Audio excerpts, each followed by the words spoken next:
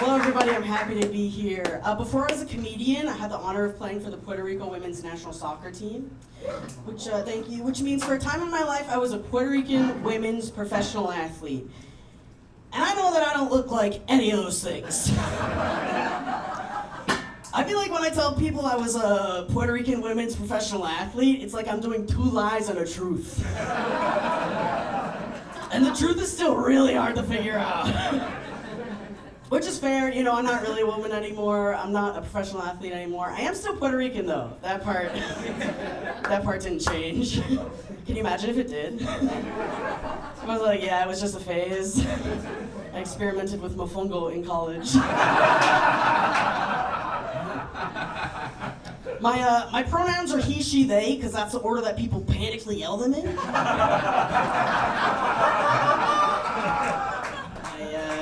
I actually don't care about my pronouns. I am trans, but I don't care about the pronouns. For me, pronouns are like bowling shoes. Like, none of them really fit me. But I gotta pick one pair if I want to spend time with my uncle.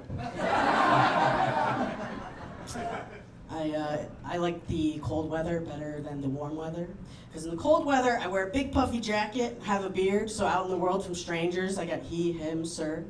And then the warm weather comes, no more puffy jacket, you can see my girlish figure.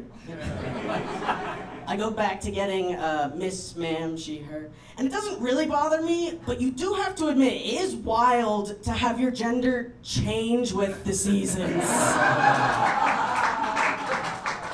I feel like I'm Frosty the Snowman, but instead of melting into nothing, I'm melting into a human woman. And honestly, climate change is killing me. We gotta do something about this. I cannot be a woman at Christmas. That is so much cooking. But I know from this experience that it's my boobs. It's my boobs that get me gendered from as a woman, which I think is funny. I think it's funny that boobs outrank beard on the figuring out what I am thing. And I couldn't figure out why, but I think I finally did. I think it's because we all have in our mind the trope of the bearded lady, you know? And I don't think people mean it in a mean way. I live in Brooklyn. I think people think bearded lady, and that's valid.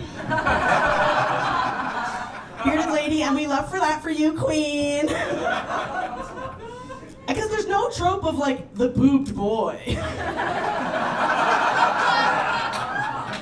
Like there was never a circus where they were like, step right up, to see these people with boy. Biggest boy boobs this side of the Mississippi. They say that on both sides of the Mississippi. His mother suckled at his teats. You know?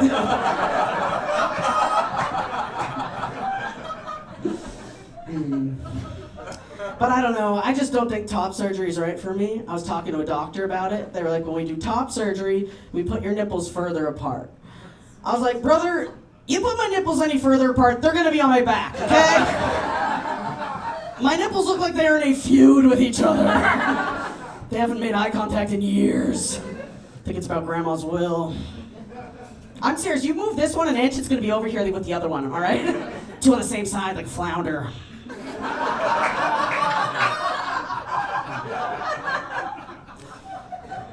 I used to teach Spanish at a preschool. And when I tell people that, they're like, oh, you're fluent enough to teach preschool Spanish? And I'm like, yeah, and actually, so are you. Si se puede! And I was good at that job, but I remember one day I lost total control of the room. Just lost total control. I had kids running around, throwing things, and I had a girl at my side yanking on my shirt. She was screaming at me, are you a boy or a girl? Are you a boy or a girl? Are you a boy or a girl? And I had it up to here, so I just leaned over and I was like, okay, first of all, it's chico o chica. We will learn Spanish today.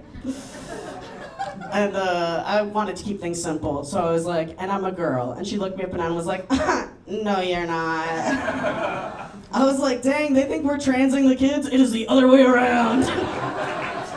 Who knew this girl had a trans agenda? Didn't realize I was teaching the woke mob.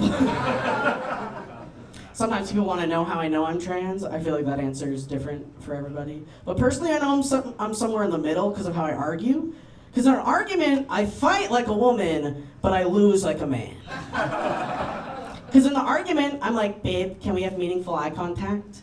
Can we use I feel statements? And before we do anything we regret, let's remember, Mercury's in retrograde. Because I don't just fight like a woman, I fight like a lesbian woman.